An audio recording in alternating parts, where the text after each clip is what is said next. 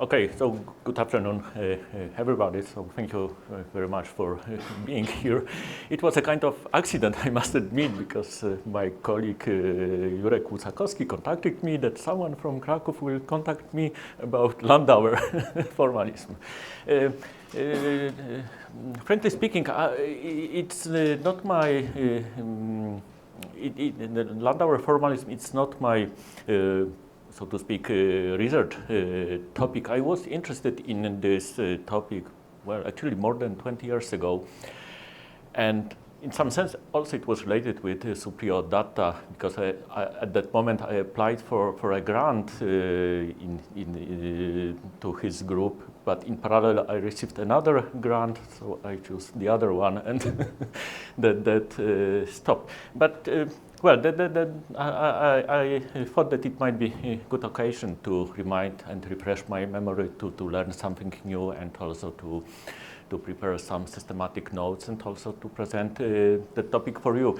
And my lecture is completely pedagogical, so it's not based on my own papers or anything. So if you have some comments and critics, please go ahead during the talk. Also, I would learn more. Okay, please. Well, so as usual, I like to start from something which is completely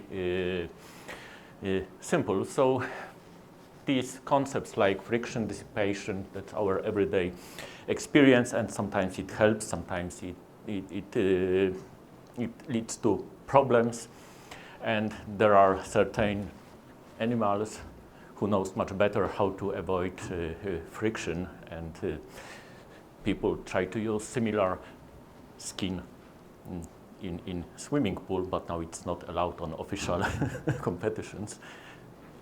Okay. With friction, there is always a dissipation of energy, and this dissipation of energy is in some sense measured by the quantity, which we call electric resistance, or in case of fluids, the corresponding would be viscosity.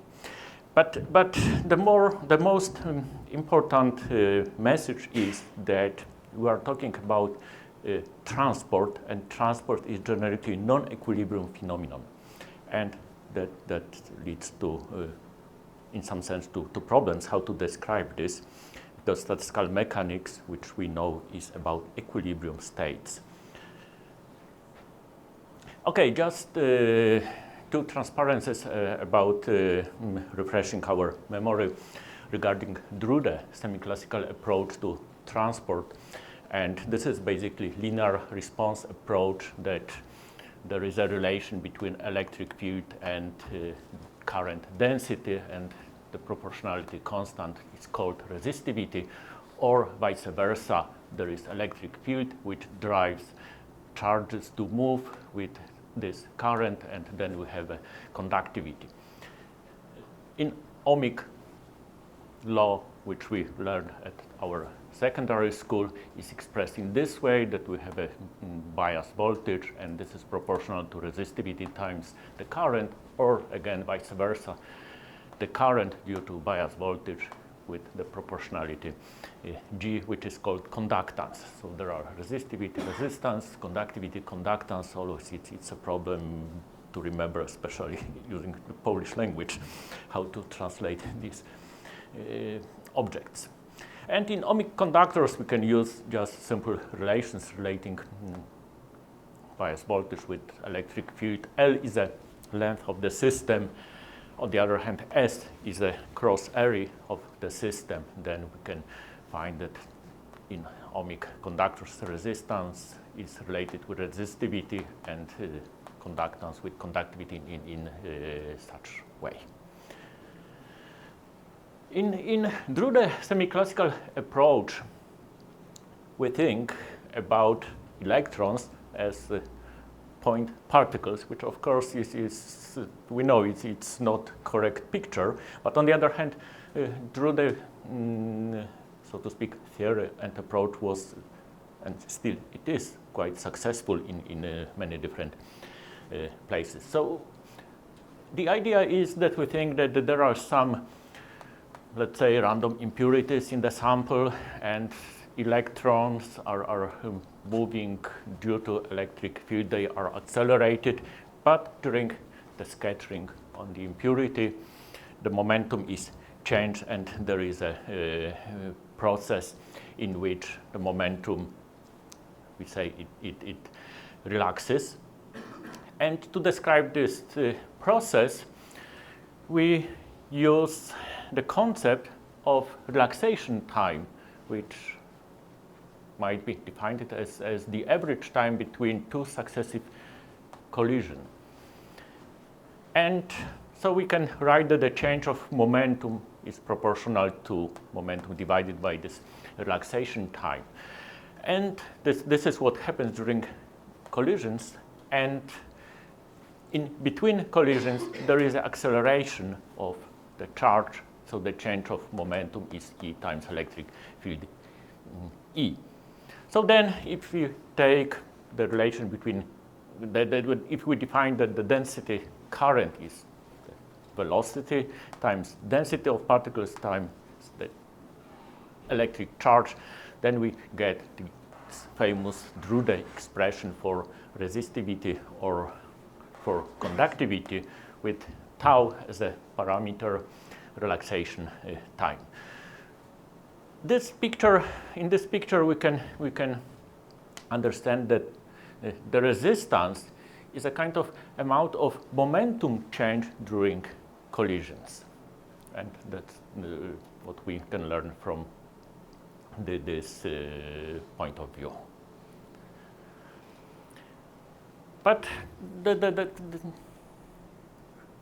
the whole story is more complicated because there are different relaxation processes, so we should distinguish them. And firstly, we speak about elastic scatterings. And in elastic scatterings, momentum is changed, but single particle energy is conserved, and it's described by this momentum relaxation time tau. On the other hand, in inelastic scattering, like for example, if the particle is scattered on fluctuation of the lattice, also so-called phonons, both momentum and single particle energy relaxes, and there is different relaxation time tau E. And it generally leads to incoherent transport, because if we look quantum mechanically, if we change energy, then the phase of the single particle wave function is changed. Also, it's sometimes discussed the phasing process. It's such a process that the phase of the wave function is changed, but the energy is not changed, at least not considerable. And in that case, we would use the relaxation time tau phi. Anyway, we should think that these relaxation processes are present, and they lead to local equilibrium of the system. But in general, we want to describe transport, which is non-equilibrium situation. So in principle, statistical mechanics shouldn't work. On the other hand, we do not have any general theory to describe non-equilibrium systems. And therefore, there are many different approaches to discuss the electric transport in different systems, like, as I mentioned earlier, the semiclassical Drude model. We can use Kubo formalis, we can use Boltzmann kinetic equation, we can use Landau approach. And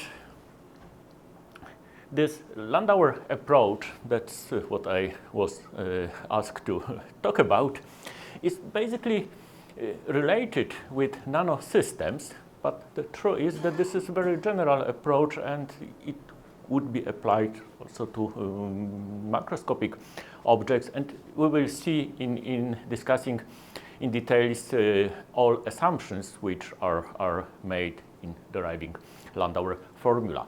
But let's for a moment look at nanosystems. So according to the definition, these are systems where at least one dimension is of the scale 1 nanometer, right? So we can view it as two leads, and there is something in between, like nanotubes, nanowires, some quantum dots, or some molecular wires, or whatever. But the fact that the dimensionality at some space is very small may lead to really new, different physics in such situations.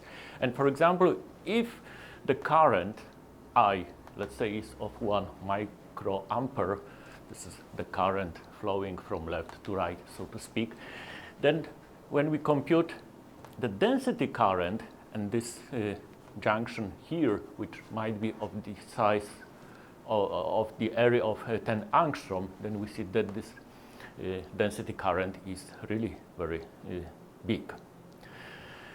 So as I said, this Landau quantum scattering theory basically was used to describe transport in nanosystems.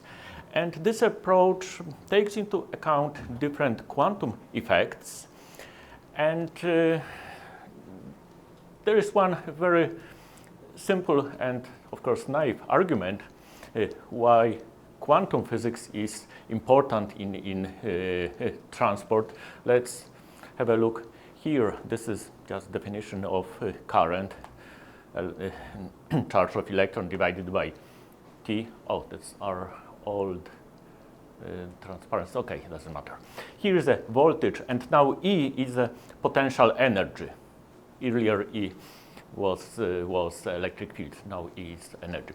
And here we have Heisenberg uncertainty relation, so to speak. So when we estimate the conductance I over V, which is E square over ET, and then using Heisenberg relation, we see that the conductance can be expressed in such a way that it contains a Planck constant, and that's a unity that of quantum conductance, and even nowadays this is used in metrology, and using quantum Hall effect. Conductance is, yes? Just one thing. About this time energy Heisenberg equation, it is non-existent as band bending, I believe. So it is just dimensional analysis here, right? Exactly this. That I said, it's a quite naive argument, right? But on the other hand, E square over H occurs, right? Has right dimension. And the dimensionality of this is the same as dimensionality of the conductance. That's only what I want to stress here, but later this formula will appear. Okay, so now let's discuss Landau approach, and before showing the final formula and its derivation, let's discuss approximations which are done to obtain the final result. This is our true system. So we have leads, some system between these leads, and everything is coupled to the battery. So this is a closed system made of battery and our system. And formally, we should write that the Hamiltonian is of this form, that there is a Hamiltonian describing the system, the Hamiltonian describing the battery, and a kind of interaction between system and the battery. And of course, it's an unsolvable problem if it's formulated in such a way. So the first approximation that is that we replace this closed system made of battery and electron junction electrode structure by open system, such that our system and electrodes and junctions are coupled to reservoirs two reservoirs at different chemical potentials. So that's what I would say it's the first approximation in Landau approach. And the difference between these chemical potentials at minus infinity and plus infinity divided by E is bias voltage. Formally, it would look like that. From this Hamiltonian, we took the density statistical operator rho, and we traced out the battery, and we have a system described by statistical operator rho s, which describe a mixed state with some time dependence. The second approximation. Formally, we would after this procedure of removing or tracing out the battery, we would have statistical operator rho, which satisfies this type of equation, which is called Lindblad type equation, and this L is some operator acting on this reduced statistical operator, and of course it must be supplemented with some initial condition. And then the second assumption is that we assume that there is a steady state solution of this equation, that such a solution exists, and it means that the statistical operator rho s does not basically depend on time. And if we want to compute the current, which is the average of the current operator, initially it depended on time, but within this assumption, this average is a trace of this steady state statistical operator and the current, and this current is constant in time.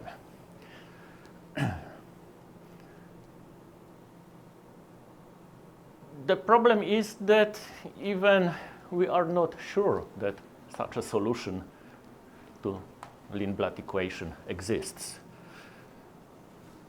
But we assume that it exists and that we can describe a steady state situation in the system, and in some sense that our system is ideally stationary with constant current in time.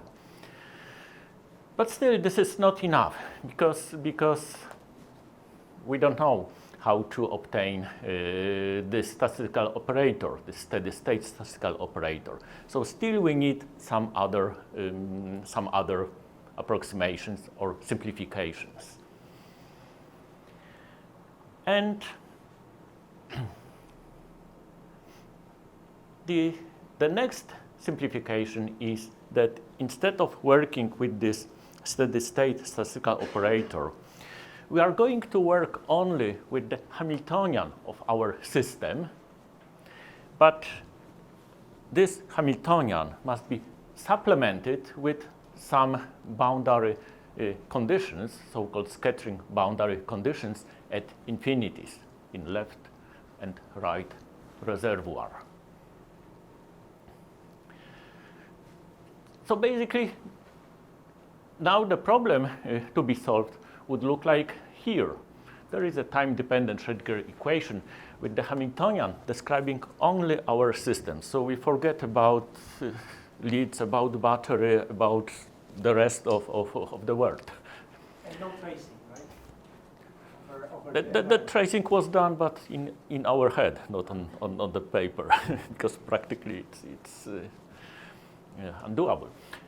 But this problem is the standard quantum mechanical problem, and this time-dependent Schrödinger equation, the general solution would be written in such a form where we have where we know solutions of eigenproblems with either discrete or end continuum spectrum So we have the stationary state with discrete spectrum, stationary state with continuous spectrum, and we take a sum over all discrete and continuous parts with some amplitude C and C in here.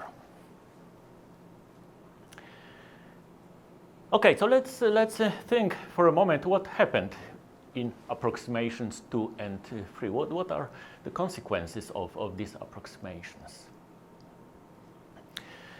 Applying approximation 2, this tracing the battery, we in some sense lost information on the history of the system. And so to speak, there is no dynamical information on current density, and we cannot go back and to get any information about these dynamical effects.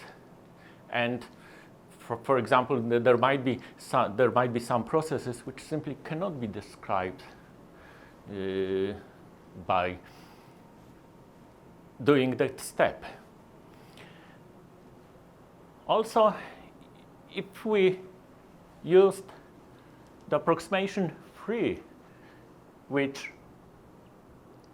so basically our step, we had a complete description of the system, which was replaced by a reduced statistical operator, then by stationary statistical operator, and finally by the Hamiltonian of the system with some additional boundary condition.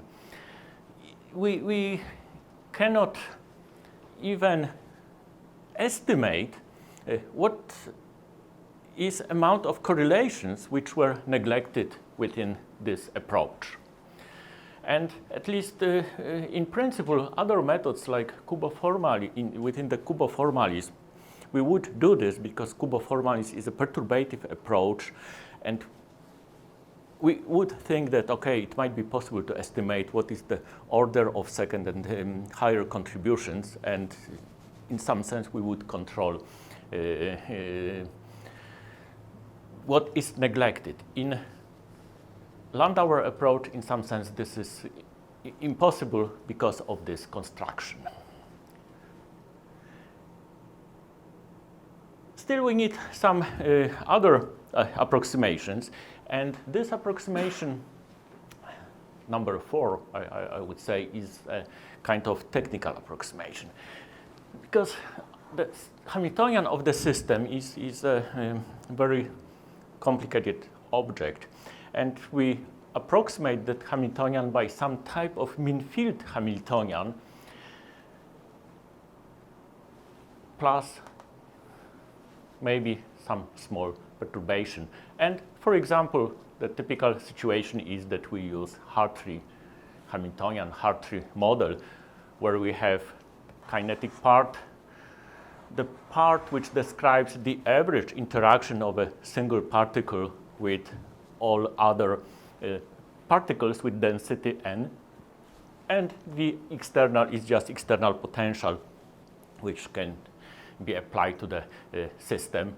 Or similarly, we can use the Hamiltonian constructed on a density functional method, where the first two terms and the last term are the same as in the Hartree model, but in addition we could add so-called exchange correlation term.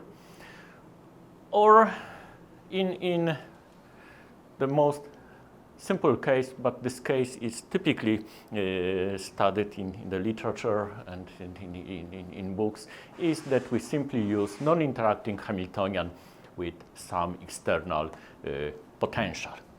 Anyway, that was truly many-body Hamiltonian. All these simplifications are single particle Hamiltonians, and we can speak about single particle states. Otherwise, the whole concept and method would be inapplicable. Okay, so now let's have a look on the fifth and the last approximation in the Landau approach. But firstly, we speak about a channel, and a channel is a set of quantum numbers E and alpha that describes a scattering solution. E was energy, and alpha, it's in general all other quantum numbers different from energy, which are used to describe particular problem. And this set is called just a single channel. And approximation number 5 says that any correlations between different channels, between different E prime alpha and alpha prime are neglected. Right? So if we write the density matrix, the density matrix, or there is a blackboard maybe, or whiteboard. Typically this density matrix, we can look on it as a matrix, and here we would have matrix elements between E or corresponding to alpha, rho, E prime, alpha prime, and here would be off diagonal E prime elements, alpha, alpha prime, rho, E prime, E, alpha prime, alpha. And these off diagonal elements describes quantum correlations in mixed state systems. If we neglect them, we should say that the system is totally incoherent, channels are independent, and we have only diagonal elements. It means that also we imagine that there is some very fast process which leads to this decoherence, like dephasing process, and this dephasing, the coherence process happened before we started our other measurements and investigations of this system. Okay, so that's the approximation 5, which is imposed in Landau approach. But still the question is how these different channels are populated by electrons, by particles. And well, it's a really difficult question, in fact, because we can think that, okay, we have a wave packet coming with the velocity which goes through the junction. So this wave packet would move through this junction in a shorter time as compared with the wave packet which had velocity component more or less perpendicular or in some diagonal direction. We can say that this is like a hot electron or cold electron, but what does it mean physically? It means that these electrons would have more time to be scattered within the junction, and they would relax to different local equilibrium state as compared to those electrons. So in principle, each electron should have different distribution function at the beginning. And the assumption is that can we go on? That we assume that all electrons will have the same distribution function. So we look at electrons coming from left reservoir, and since they are coming from left reservoirs, they are called right movers, right? And they are populated with a local equilibrium distribution function, which is a Fermi-Dirac function with the chemical potential at minus infinity. And similarly, for electrons coming from right reservoir, so-called left movers, they are described again by Fermi-Dirac distribution function, but with different chemical potential.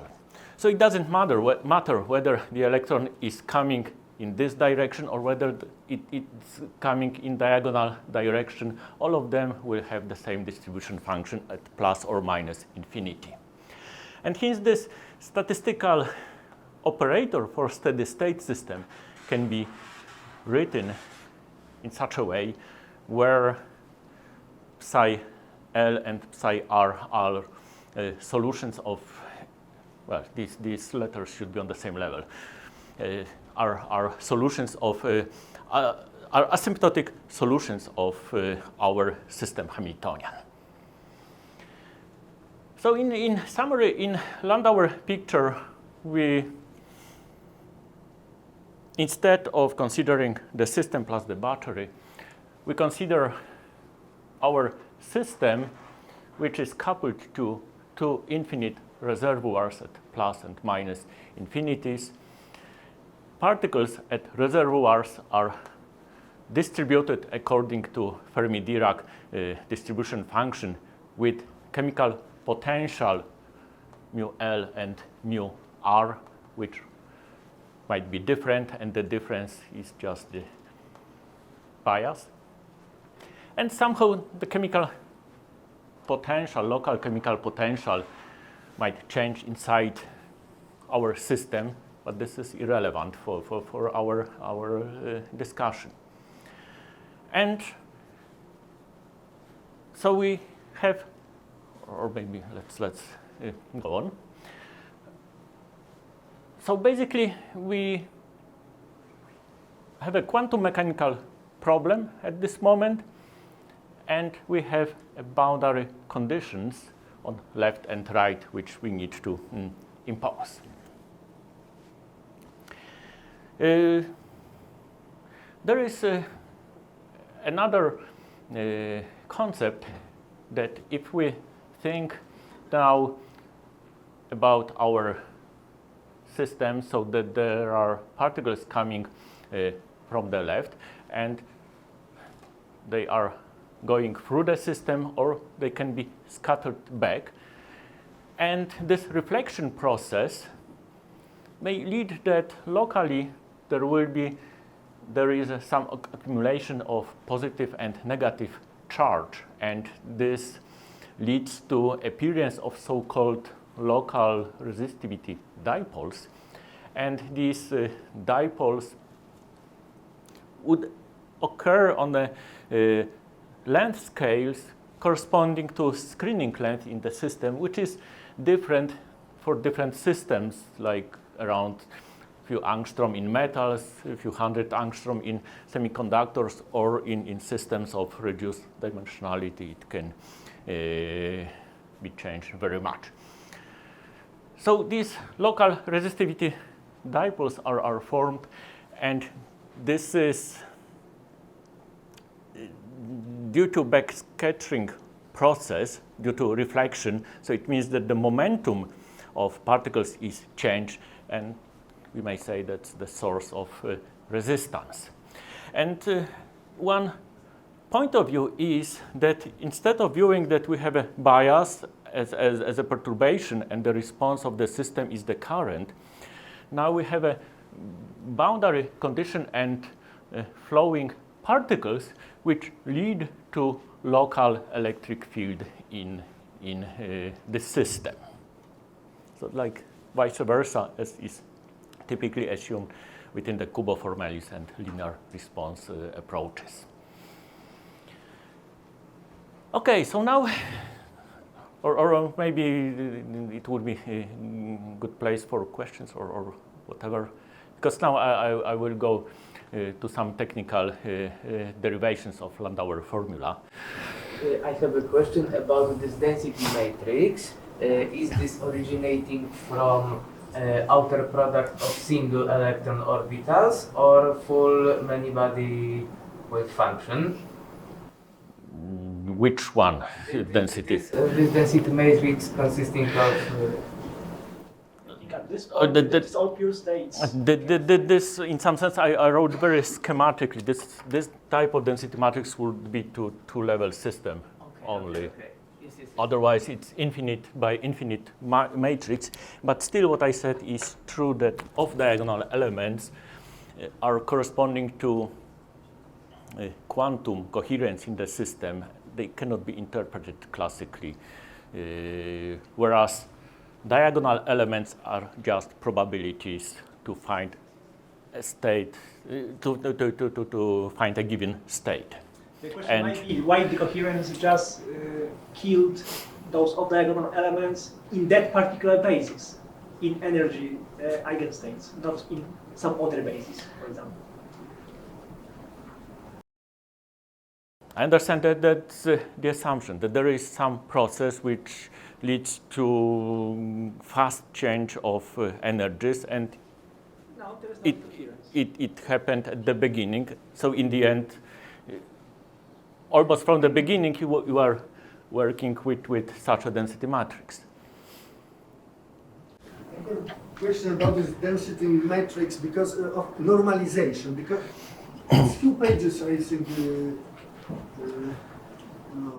Can we go back? Back? Perhaps. Oh, here. Because one has to choose some normalization for this wave function. So it cannot be normalized to one, it's rather normalized to something. And I found in the literature that they choose some unique normalization of 1 particle per second, for example. But it's arbitrary, so somehow I never understood in this formalis why this kind of normalization is chosen. Because it's crucial, if you multiply it by some factor, you get current, say, proportional to this factor. That's true, although we will never use this density or this statistical operator in deriving Landauer form. Fermi-Dirac function is normalized, that's fine. But here also it's a problem that we are talking about continuum states which are normalized to delta or some distribution. And okay, let's go. If you wish, I would write proportionality term here. That would be safer. Yes, so we were here. Okay, so or maybe some other points you have. I hope it's not too fast. Anyway, now let's talk about scattering boundary conditions. So our Hamiltonian, very far at minus infinity and very far at plus infinity, is simply like this, or like this, where is a kinetic term, and this potential corresponding to perpendicular degrees of freedom. So it means that our system, our junction, is along x direction, and everything in z and y direction is confined by that potential. That or that potential, they might be different. It means that the problem is separable in x and perpendicular directions, and we can write the asymptotic solution at minus or plus infinity in such a way that this is a plane wave and some wave function corresponding to z and y direction, and energies, eigenvalues of these problems are the energy corresponding to this eigenfunction and just energy of free particles going along x direction. And this we can write both for this left or right Hamiltonian. So we can plot the dispersion that this is a set of parabolas which are shifted because of this binding energy in perpendicular directions. And now we are looking for a solution of our full Hamiltonian describing the system such that these boundary conditions are satisfied. It means that let's have a look perhaps on the lower line, that we can inject a particle in some state psi I with momentum chi I, which is described by eigenfunction which we had on previous transparency at minus infinity. And this wave function is going to our junction, and part of it can be reflected back. So we have a wave function again at very far left side, psi the f from final state with some momentum kf, and we need to take a sum over different final states corresponding to number of channels which we had in left side of our system, and here is some amplitude. And similarly, for particles going to the right side, it would look similarly, but here is another amplitude. This is very similar to the problem which you solved on your quantum mechanics in the 3rd or 4th week of quantum mechanics, sketching on a delta potential or on a step potential. I should run fast, I guess. So that is our solution, and from this solution we need to compute the current. So the current we take the operator to compute the current, the gradient in x direction multiplied by h divided by 2im and multiplied by the charge, and we take the integral over the surface because we count everything which flows from left to right. And so deep in the left lead, the current can be written in such a way or even formulated like this, where here R, which is different from this calligraphic R, is a reflection probability. So on the left side there is incoming current and reflected current again to the left. And similarly, on right side we have only transmitted current with a transmission probability T. Now, because we are working with a steady state, exact steady state situation, these two currents must be identical because of conservation of charge. So there are some conservation law on these transmission and reflection probabilities. And because everything is symmetric regarding left and right, we can write it in such a way, and also assuming that there is a time reversal invariance, we can get another set of laws by exchanging I on F. And the total current, which you remember was an average of current operator with the statistical operator for steady state system, now is of this form, where we have Fermi-Dirac function for the left lead, Fermi-Dirac function for the right, or not lead even, but reservoir on left side, reservoir on right side times T, where T is, because of the flux conservation, is related with transmission probability, and we need to take a sum over all channels in this expression. So these T tilde are total transmission coefficients, and they are the same due to conservation law, and that's the final Landauer formula, which you presented on your lecture, and it's a very amazing result. And so speaking, the difference between chemical potentials, the bias, is here, and certainly the current, in principle, would behave non-linearly with respect to V, to bias. But on the other hand, that's another interesting observation, but still we used quantum mechanics, which is a linear theory, from the very beginning to the very end. So the question about non-linearity needs to be supplemented regarding to which concept or quantity. Okay, and I'm almost finishing.